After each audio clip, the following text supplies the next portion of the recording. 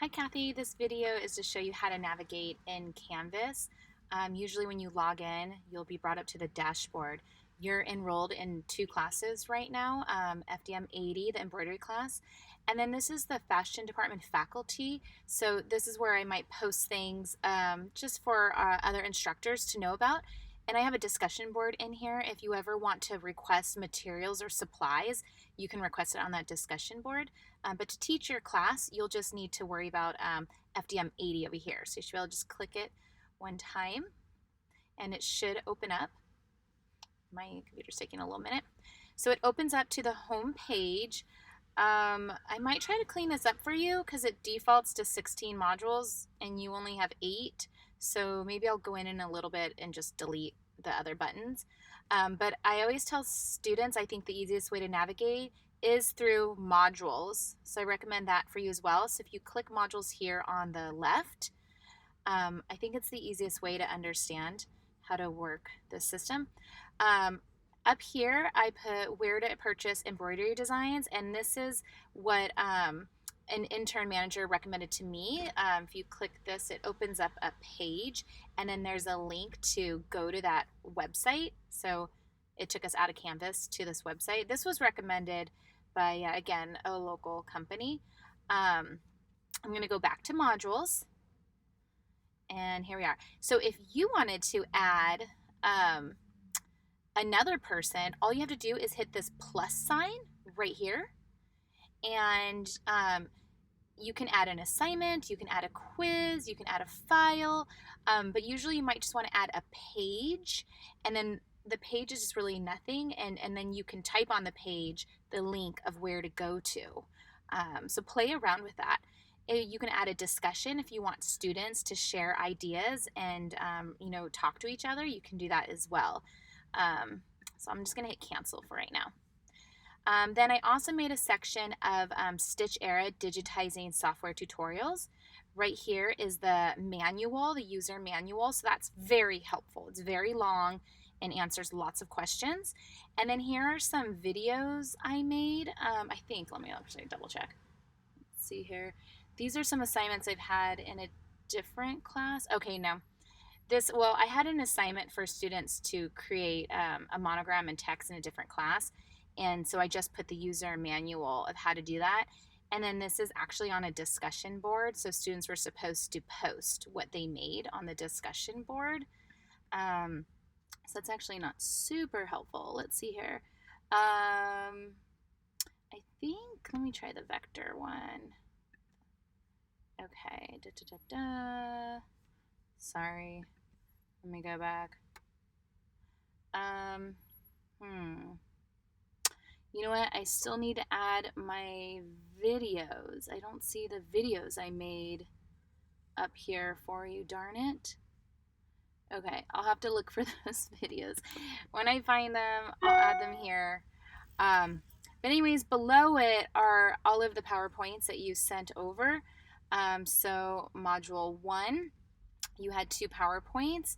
So how I uploaded them, I just hit that plus button, and since they were files, I clicked file, and then I said new file, and then I hit choose, and I looked for it on my computer, and I hit open. So if you ever want to add more things, it's pretty simple to do that, and it's nice because you'll have this shell every time you teach this class already pre-made.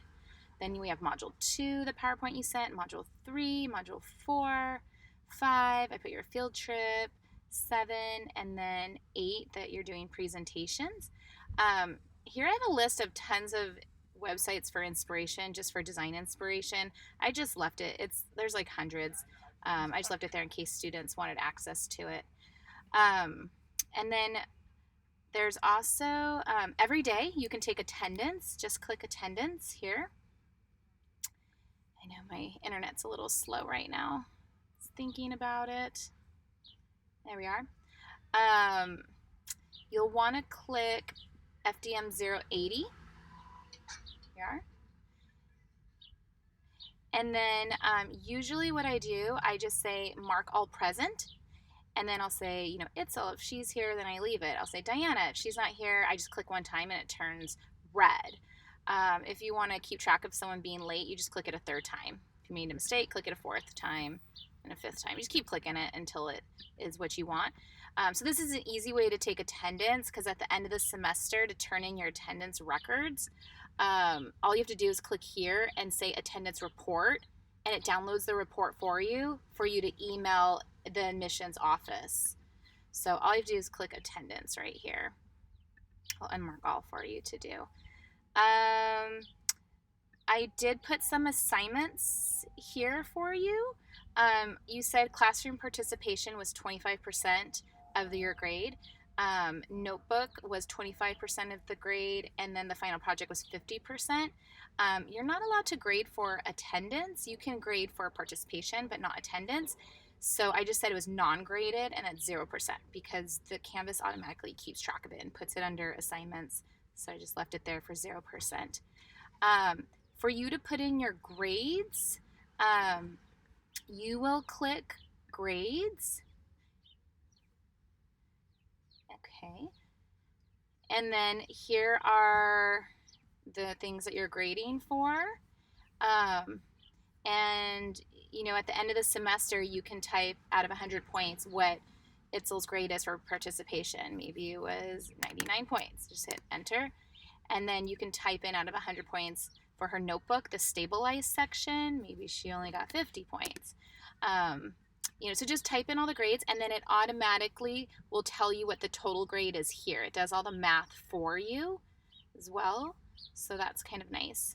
So I'll delete that and delete that. Cool. And then let's see here. Yeah, and at the end of the semester, when the admissions office will ask for your grading report, all you have to do is click export CVS file and download it and send it with attendance, and you're done. So that's really nice. And then it also lets students know where they stand in your class as well. So that's kind of nice too. Okay, let's see here. So to go back, we'll hit the little sandwich here. I uploaded your syllabus. I just put the document right here. Because I created those assignments, it automatically puts the assignments on the syllabus page as well, so students will see all of this.